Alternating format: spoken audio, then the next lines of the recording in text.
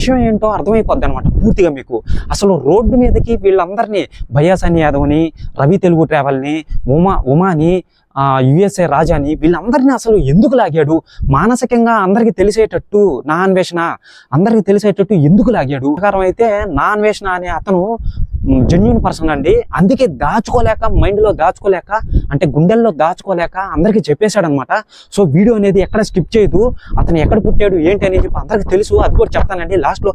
ముందు ఈ లూపులు చెప్పేస్తా. ఫస్ట్ ఈ లూపులు చెప్పేశాను అనుకో మీకు అర్థమైపోద్ది అనమాట పూర్తి డీటెయిల్స్. ఓకేనా, లేట్ చేయకుండా టాపిక్లోకి వెళ్ళిపోదాం. వీళ్ళని ఎలా రోడ్డు మీదకి లాగాడు, నా అన్వేషణ అనే యూట్యూబర్ని వీళ్ళు స్నేహం చేసి ఎలా వెనక నుంచి గుంటలు తవ్వాడు అని చెప్పి ఈ వీడియోలో పూర్తి డీటెయిల్స్గా ఎక్స్ప్లెయిన్ చేస్తానండి. ప్లీజ్ దయచేసి ఈ వీడియో అనేది నేను ఎవరిని ఉద్దేశించి చెప్పట్లేదు, అతను చెప్పిన మాటలే నేను చెప్తున్నాను అనమాట. అవి చాలా మందికి తెలియదు. నేను అతని వీడియోలు ఉన్నాయి కదా, అవి రికార్డ్ చేసి మీకు వినిపిస్తానండి. అతను చెప్పిన మాటలే చెప్తున్నాను. దయచేసి ఎవరు తప్పుగా అనుకోవద్దు, ఓకేనా. కానీ ఈ వీడియో ఎందుకు చేస్తున్నానంటే చాలా మందికి ఎంఎన్సి కంపెనీ అని చెప్పి చాలా మందికి తెలుసు, వాళ్ళతో ఎలా టైఅప్ అవ్వాలి, వాళ్ళు మనతో ఎలా టైఅప్ అవ్వాలి అని చెప్పి అందరికీ తెలుసు.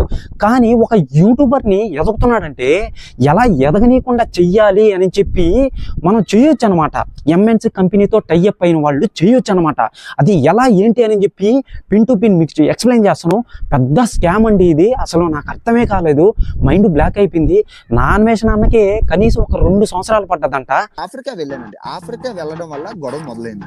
ఎందుకు మొదలైందంటే నేను చెప్పాను కదా, నా స్నేహితుడు ఎంసీఎన్ లో కంపెనీలో ఉంటూ సోలో క్రియేటర్లు అని చెప్పి మాతో స్నేహం చేసి మా గుట్టు రోట్లన్నీ తెలుసుకుంటున్నాడు. వాడు ఉంటుంది ఎంసీఎన్ దొంగవాడు, కానీ ఎంసీఎన్ కంపెనీలో ఉంటూ లేనని చెప్పి మా ట్రావెలింగ్ గ్రూప్ లో ఉంటూ నేను కూడా సోలో క్రియేటర్ అని చెప్పుకుంటూ ఎంసీఎన్ కంపెనీ, మళ్ళీ జాగ్రత్తగా వినండి, ఎంసీఎన్ కంపెనీలో ఉంటూ సోలో క్రియేటర్లు అని చెప్పి గ్రూప్ అందరితోని ఉండి మా గుట్టు రోట్లు అన్ని తెలుసుకొని, మా ఆనుపానులు అన్ని తెలుసుకొని మాకు గొడవలు పెట్టి ఆల్ ఇండియా భారత కండప యాత్రలో కూడా మా తోటి యూట్యూబ్లకు గొడవ పెట్టింది ఎంసీఎన్ క్రియేటర్ అని. ఇప్పుడు యూట్యూబ్ ఓపెన్ చేయండి. యూట్యూబ్ ఓపెన్ చేసి ఏదైనా ఒక వీడియో ఓపెన్ చేయండి, లేదు షార్ట్ వీడియోనే తీసుకోండి. షార్ట్ వీడియో ఒకటి ఓపెన్ చేసేయండి. పైన 3 డాట్స్ ఉన్నాయి కదా చూడండి, పైన 3 డాట్స్, ఆ 3 డాట్స్ మీద క్లిక్ చేస్తే మీకు కొన్ని ఆప్షన్స్ వస్తాయి. ఇతను ఏదన్నా ఇబ్బందికరంగా మీకు చేస్తున్నాడా అని చెప్పి తెలుగులో ఇంగ్లీష్లో వస్తుంది, అది నేను చూపిస్తాను. ఈ ఆప్షన్ ఉంది కదా, ఈ ఆప్షన్ని క్లిక్ చేస్తే వైలెన్స్ అని చెప్పి ఒక ఆప్షన్ ఉంటుందన్నమాట. ఆ ఆప్షన్ కానీ 20,000 సార్లు కానీ 30,000 సార్లు కానీ మీరు ఆప్షన్ కానీ క్లిక్ చేస్తే, అంటే అతను వీడియో చేస్తున్నాడు, బాగానే చేస్తున్నాడు, నాకు గొప్పలా అతను పైకి రావడం అనేది, అంటే అతను ఎక్కువ మోతాదులో మనీ సంపాదించడం అనేది నాకు నచ్చలా. నేనేం చేస్తానంటే ఒక 20,000 అకౌంట్స్తో నేను అతనికి వైలెన్స్ ఎక్కువ ఉంది ఈ వీడియోలో అని చెప్పి క్లిక్ చేసి రిపోర్ట్ చేసేస్తాను అనమాట ఆ వీడియోకి. సో దీన్ని బట్టి ఏంటంటే ఆ వీడియో అనేది గ్రోత్ అవుతుంది అనమాట. నేను స్క్రీన్ రికార్డ్ చేసి చూపిస్తాను, ఒకసారి చూడండి. ఎంత పెద్ద స్కామ్ అంటే ఇది, చిన్న పెద్ద స్కామ్ కాదండి. వీడియోని ఎక్కడ స్కిప్ చేయదు, పూర్తిగా చూడండి. అలాగే అతను ఎలాంటి బాధలు పడ్డాడు, ఎలా వీసాకి అమెరికాకి వెళ్ళడానికి యూట్యూబ్ ఛానల్ స్టార్ట్ చేయకముందు ఎలా బాధలు పడ్డాడు ఏంటి అని చెప్పి పూర్తి డీటెయిల్స్ ఈ వీడియోలో ఎక్స్ప్లెయిన్ చేస్తాను అనమాట. యూట్యూబ్లో ఒక యూట్యూబ్ని క్రియేట్ చేసి నా అన్వేషణ అనే ఛానల్ని క్రియేట్ చేసి రన్ చేయాలని చెప్పి మన అన్వేషణ అనుకున్నాడు. సో దీని ప్రకారం ఏంటంటే అమెరికా వీసాకి అప్లై చేసి పెద్ద షిప్పుల ద్వారా వీడియోస్ని అప్లోడ్ చేస్తూ ఎన్నెన్నో వీడియోస్ని అప్లోడ్ చేస్తూ మన ఆడియన్స్కి మంచి గ్రోత్ని ఇచ్చేవాడు అనమాట. తన పని చేసుకుంటూ ఎవరి జోలికి వెళ్లకుండా మంచి కామెంట్స్తో ఇలా చేస్తూ ఉండేవాడు అన్నమాట. తన ఆడియన్స్ కూడా మంచి కామెంట్స్ని లైక్ చేసేవాడు. సో ప్రాబ్లం అనేది ఎక్కడొచ్చిందంటే ఆఫ్రికాకి ఎప్పుడు వెళ్ళాడో అక్కడి నుంచి అయ్యిందండి స్టార్ట్ ప్రాబ్లం అనేది. అందరితో మెలిగాడు, బాగున్నాడు, అక్కడ పిల్లకాయలతో కానీ అక్కడ జనాలతో కానీ అక్కడి పరిస్థితులు అన్నీ మనకు వీడియోస్ అప్లోడ్ చేస్తూ మనకు తెలియచేస్తున్నాడు కదా. సో దీని ప్రకారం ఏంటంటే అక్కడ పిల్లకాయలతో కూడా బాగున్నాడు, అక్కడ చదువులు ఏంటి అది ఇది అని చెప్పి, ఓకేనా.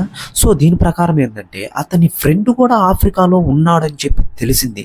సో ఆఫ్రికాలో ఉన్నాడు కదా, అన్వేషికి వెంటనే తెలియగానే సరే ఉన్నాడులే అని చెప్పి వదిలేశాడు అనమాట. వ్యూస్ అనేటివి ఒకప్పుడు దాకా వచ్చేటివి సడన్గా తగ్గిపోయాయి అనమాట.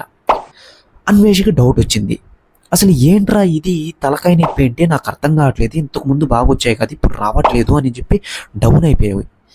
సో అన్వేష్ ఫ్రెండ్ వచ్చి, అరే నీ ఫ్రెండ్ ఎంసీఎన్ కంపెనీకి చెందినవాడేరా, ఆఫ్రికాలోనే ఉన్నాడు, అతనే ఎంసీఎన్ కంపెనీకి చెందినవాడు అనగానే అన్వేష్ ఆలోచనలో పడ్డాడు.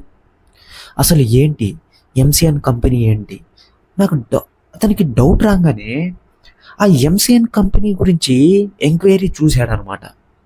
సో ఎటువంటి యూజ్ లేకుండా వదిలేశాడనమాట. సో సరే పోతే పోనీలే అని చెప్పి, మన అన్వేష్ అమాయకుడు కదా, సరే పోతే పోనీలే అని చెప్పి వదిలేశాడనమాట. నెక్స్ట్ వైజాగ్ వచ్చేసాడు. తన ఫ్రెండ్స్ వెళ్ళి శ్రీలంకకి వెళ్ళి విజిట్ చేశారనమాట.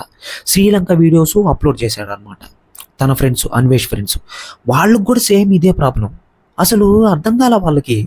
వ్యూస్ మొన్నటిదాకా వచ్చేటివి ఇప్పుడేంది అసలు తగ్గిపోయాయి, అసలు రావట్లేదేంటి అని చెప్పి అన్వేష్కి ఫోన్ చేసి చెప్పారు. అన్వేష్ సేమ్ ప్రాబ్లం నాకు కూడా ఆఫ్రికాకి వెళ్ళి తర్వాత వచ్చింది బ్రో అనగానే మిగతా వాళ్ళకంటే ఎంసీఎన్ కన్వర్ట్ అయిన వాళ్ళకి వ్యూస్ అనేటివి ఎక్కువ వచ్చాయన్నమాట. ఎవరు? వీళ్ళు ఎంసీఎన్ చెందిన వాళ్ళు. సరే పోతే పోనీలే అని చెప్పి మన అన్వేష్ ఏం చేశాడంటే అమెజాన్ వీడియోస్ని అప్లోడ్ చేస్తూ తన ఫ్రెండ్స్తో కానీ సబ్స్క్రైబర్స్తో కానీ జాలీగా గడుపుతూ వీడియోస్ని అప్లోడ్ చేస్తూ మంచి గ్రోత్ని తెచ్చుకున్నాడు. ఓకే, అప్పటి వరకు బాగుంది. సడన్గా మళ్ళీ వ్యూస్ అనేటివి తగ్గిపోయాయి, భయంకరంగా తగ్గిపోయాయి. రిపోర్ట్స్ ఎంతమంది కొట్టారంటే అంతమంది కొట్టారు. వీడియోస్ బాగలేదు, దరిద్రంగా వచ్చాయి, అది ఇది అని చెప్పి బ్యాడ్ కామెంట్స్ పెట్టి వీడియోస్ని గ్రోత్ కానికుండా చేశారు. ఇప్పుడు మళ్ళీ ఎంక్వైరీ చేసి చూస్తే అన్వేష్ మళ్ళీ వీళ్ళే అని తెలిసింది, ఎంసీఎన్ చెందిన వాళ్ళే అని తెలిసింది. అరే అసలు ఏంటి ప్రాబ్లం? ఇంకా మనం యూట్యూబ్లో గ్రోత్ కానికుండా మన వాళ్ళని తొక్కేస్తున్నారు, సో మనం కూడా ఫైట్ చేయాల్సిందే, వెనకడుగు వెయ్యకూడదు అని మన అన్వేష్ వీళ్ళని ఫైట్ చేసి వీళ్ళని రోడ్డు మీదకి లాగేశాడు అందరి ముందు. ఓకేనా? వీళ్ళు ఏం చేశారంటే ఎంసీఎన్ చెందిన వాళ్ళు కాబట్టి వెనక నుంచి గోతులు తవ్వారనమాట. సో ఎంసీఎన్ వాళ్ళు చేసే పని ఏంటంటే ఎవరైతే ఎంసీఎన్కి కట్టుబడి ఉంటారో వాళ్ళని ఏం చేయరు. ఎంసీఎన్కి కట్టుబడకుండా బయట వాళ్ళు ఉంటారు కదా, బాగా గ్రోత్ అయిన వాళ్ళు యూట్యూబ్లో, వాళ్ళకి రిపోర్ట్లు పెడతారనమాట. బ్యాడ్ కామెంట్స్ పెట్టి 50,000 60,000 రిపోర్ట్లు, బ్యాడ్ కామెంట్స్ పెట్టి వైలెన్స్ ఎక్కువగా ఉంది అని చెప్పి ఈ వీడియోలో రిపోర్టులు 50,000 అకౌంట్లతో 20,000 అకౌంట్లతో రిపోర్ట్లు చేస్తారనమాట. సో యూట్యూబ్ ఆల్గరిథంకి ఏమర్థమవుతుంది, ఈ వీడియోలో ఏదో బ్యాడ్గా ఉంది అని చెప్పి ఆ వీడియోని గ్రోత్ కానివ్వకుండా చేస్తుంది అనమాట ఈ వీడియో అనేది.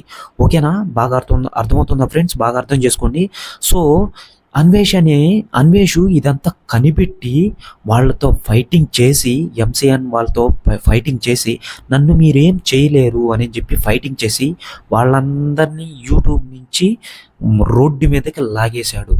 సో ఇది ఫ్రెండ్స్, అందరూ దీన్ని గుర్తించండి ప్లీజ్. దయచేసి ఇటువంటి విషయాలు ఎవరు చెప్పరు, నేను కాబట్టి చెప్తున్నాను. ప్లీజ్ దయచేసి ఈ వీడియోని లైక్ చేసి సబ్స్క్రైబ్ చేయండి ఖచ్చితంగా. ఓకే, ఒకసారి వీళ్ళని చూడండి.